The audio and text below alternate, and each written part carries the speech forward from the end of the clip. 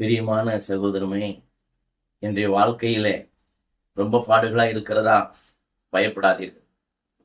ஆண்டவர் சொல்லியிருக்கிறார், உனக்கு எப்படிப்பட்ட துன்பமா இருந்தாலும், எப்படிப்பட்ட துயரமா இருந்தாலும், எப்படிப்பட்ட வியாதியா இருந்தாலும் பயப்படாதே.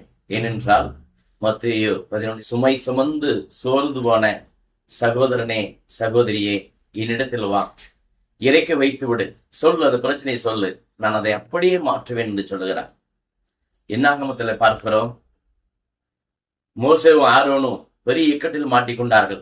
தண்ணீர் இல்லை, மக்கள் சாகிறார்கள், கல்லெடுத்து அடிக்கப் போகிறார்கள் என்ற நிலையில ஆண்டவரிடத்துல போய் சொன்னார்கள். அவர் சொன்னார், நீ பயப்படாதே, அந்த பாறை இடத்துல போய் பேசு என்று சொன்னார்.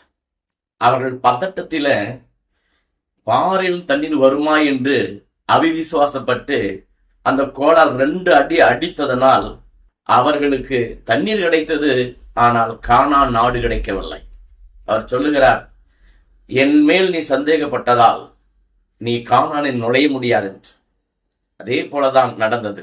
பிரியமானவர்களே, தொடக்க நூல் 22 அதிகாரத்தில் நீங்க பாருங்க, ஆபிரகாம் தன் மகனை பலி கொடுக்க போகிறார்.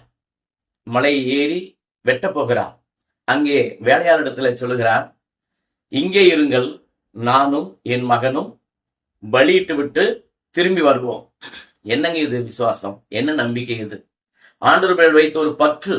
வெட்டுவோம் தெரியும், உனக்கு முன்னால் இருக்கிற பாடுகள் முடியாது, வாழ முடியாது என்பது தெரியும், ஆனாலும் நீ வாழ்வாய்.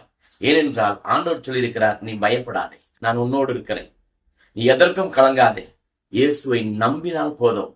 அந்த ஆபிரகாம் போனார், பலியிட்டார், மீண்டும் மகனோடு வந்தார். அதே போலதான் உன்னை விழுங்கக்கூடிய, உன்னை மூழ்கடிக்கக்கூடிய பிரச்சனை இருக்கலாம், இயேசுவை நம்பினால் போதும், அவருடைய கைவிடவே மாட்டார். நம்பிக்கை ஒன்றே, அடுத்தது ஜெபம். இது இரண்டும் ஆண்டவர் நமக்குள்ள தொடர்பு. இதை பற்றி கொண்டால் ஆண்டவர் எப்படிப்பட்ட பிரச்சனையிலிருந்தும் உன்னை விடுவிப்பார். ஆமென்.